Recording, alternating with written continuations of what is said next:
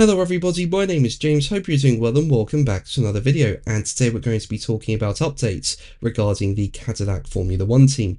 If you enjoyed the video, make sure to leave a like and subscribe for more Formula 1 content. Also make sure to follow me on X at James's Pit Lane, I'll leave a link in the description, but let's jump straight into the video.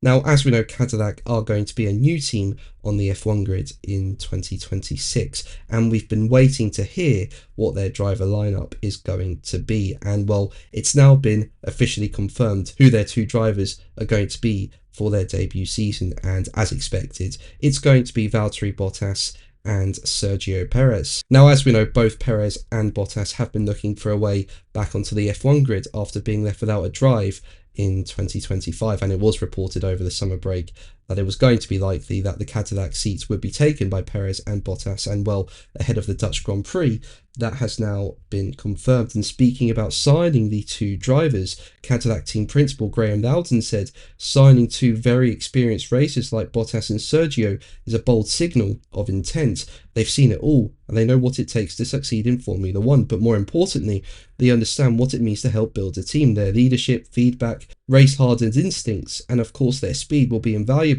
as we bring this team to life." Now, for me, I definitely think it was the right decision to sign Valtteri and Sergio. You know, both drivers are very experienced. They've driven at race-winning teams. Valtteri Bottas at Mercedes, Sergio Perez at Red Bull. Both drivers have helped their respective teams win the Constructors' Championship, and they've both won races at their respective teams as well. So they bring a lot to Cadillac, and Cadillac are going to need that.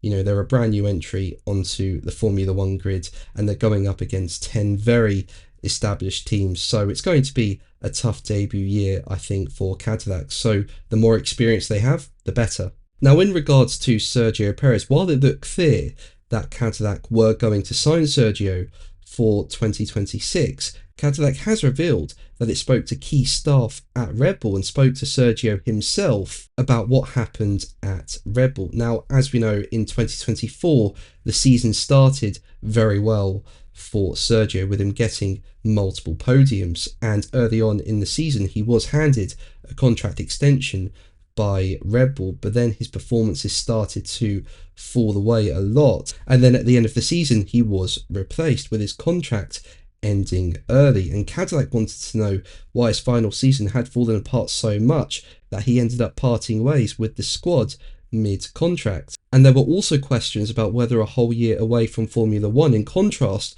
to Bottas' season as Mercedes reserve driver, would hinder Perez in finding his best form when he returns. Speaking about all this, Cadillac's F1 CEO Dan Tauris said, as quoted by The Race, "Well, certainly there was a lot of conversation around the gap, having been out for a full year. When you look at Valtteri, he's at the track every weekend, right? And so it was important for us to know where Sergio is at in terms of his desire to be back in F1 and also his belief in our project in leading the Cadillac F1 team.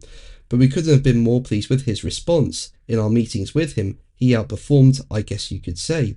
We had questions, we had skepticism around some of these things, and he answered all of our questions and passed our tests, I guess with flying colours, so we were pleased to put him forward." And speaking about assessing Bottas' 2024 season with Sauber and approaching Red Bull staff about Perez, Tauris went on to say, "We spent a lot of time looking at past experience and kind of what the state of the world was at Sauber and how Valtteri performed with the car that's there. Thus kind of qualifying performances versus race performance. Then in particular, probably a more complicated scenario was Red Bull, right?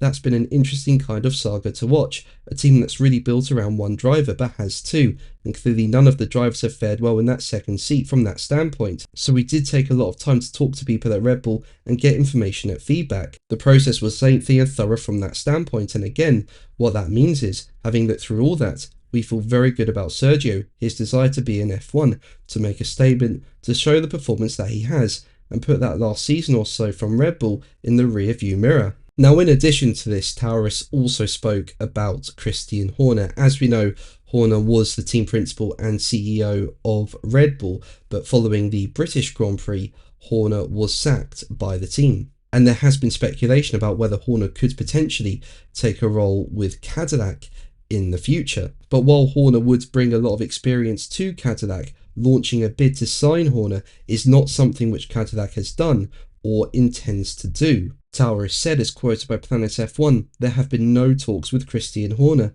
and there are no plans to do that. I'd like to officially shut down that rumour. Our support, belief and backing are in Graham Loudon. Now, Loudon is the former team principal at Marussia, and do you think Loudon can build Cadillac up well? Let me know in the comments below. But that's going to be the video from me today. Thank you ever so much for watching. Make sure to like and subscribe for more videos, and until the next one, take care. Bye.